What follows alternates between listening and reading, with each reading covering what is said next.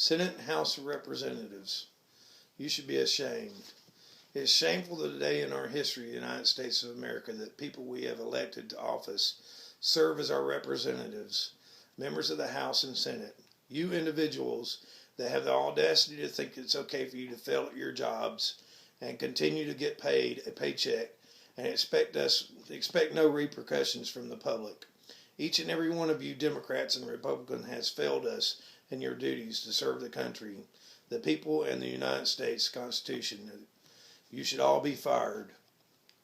The people of this great nation should take back control of our nation and from the politicians such as yourself, and vote the people who actually believe in the country and the principles it was founded on and want to work and make it great again in the eyes of the world and in the people of this very nation. There should be a grassroots movement to take place that proclaims that everyone in Washington, D.C., all the House and the Senate and representatives now serving in this assembly be voted out of office at the next election and every election after that until there are no more incumbents serving, no more people who have and live by their own agendas and not those of the people. You want to cut your spending of this government, then stop putting pork belly spending in the bills to get them passed. This is happening on both sides of the House and the Senate floors.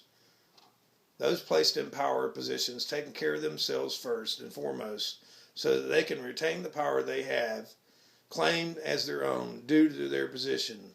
The people of America have become allergic to big, fat, indigestible government and the bills they passed, to the people who put these bills forward and to the people who passed them. The fat bills that are to keep filtering through the walls of Washington, D.C. D.C. bills like the $7 billion Sandy relief bill that had hidden pork in it, the millions and billions of dollars snuck into it to fix a leaky roof in the Smithsonian, new cars for the FBI, highway repairs across the country, resulting in Sandy package that ultimately costs more than the annual Homeland Security budget. This is craziness, and it's got to stop now. The people are fed up with it, and they're fed up with the people in Washington and the people who are perpetrating this horrendous crimes against the people of the United States, the taxpayers who ultimately have to pay for it, and not only have to pay for your salaries. Mr. and Ms. Senate and House of Representatives, but also you bloated staffs and your lifestyles.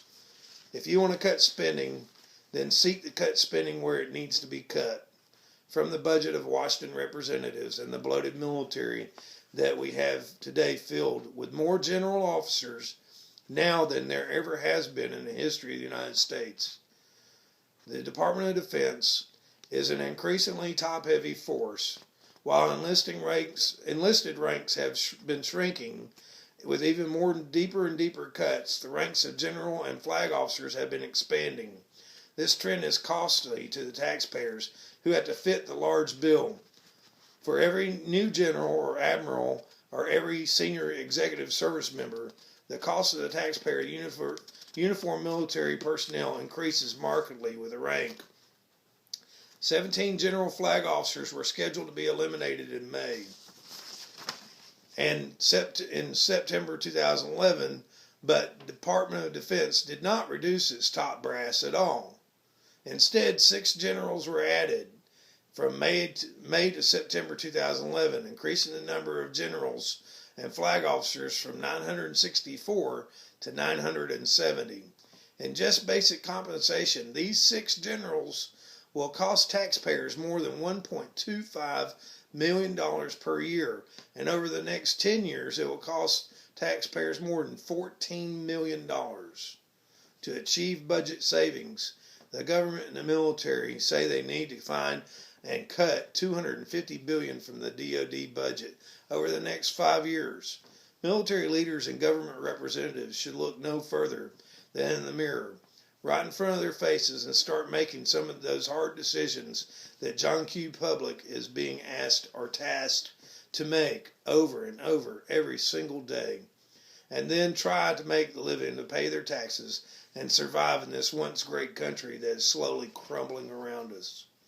You people in power in the halls of Washington, D.C. need to start cutting at the fattest part and start cutting from the top down instead of from the bottom up. Because you get rid of all the workers and the worker bees at the bottom, and you have no one left except for you sitting at the tables, at the heads of tables, and find that no more individuals beneath you, both knowledgeable and qualified enough to perform the mission. After all, DOD is all about the mission, and mission to keeping Americans and Americans safe. To do that, our government representatives in Washington and military and DOD need to make that decision that best for this country. Ask not what your country can do for you, ask what you can do for your country. And finally, whether you are citizens of America or citizens of the world, ask us the same high standards and strengths and sacrifices which we ask of you. This is John F. Kennedy's inaugural address in 1961. Right now, we citizens of America are asking you, no, we are telling you, those who profess themselves to be leaders and leadership of this country, Democrats and Republicans, independents and all members of branches of military, take notice, because we are fed up with you. You need to follow those same high standards and strengths of sacrifice and walk the same path of economic suffering which has forced upon us the decisions you make, laws, and pass. Do what is being asked of us. Do your jobs. Do not pass laws yourself do not have to abide by. That is elitist and not what this country is founded on. The founding fathers wanted, when they sat down in 1787 to compose a framing of our government, the Constitution of the United States, one of the greatest concerns of the founding fathers at the time, and when they feared most and tried to prevent in this document they were putting together, is exactly what we are facing today. Among the chief concerns and points was at the time is how much power to allow the central government. Today it is clearly to be seen that our government has become too powerful, and that the citizens of this country want and desire our country, the United States of America, to matter little of those in power who sit at their ivory towers in Washington, D.C. These men and women who do not understand the model of cooperative statesmanship and the art of compromise that our forefathers exempt in the thought and the words and deeds drafted and signed in the Constitution so many years ago.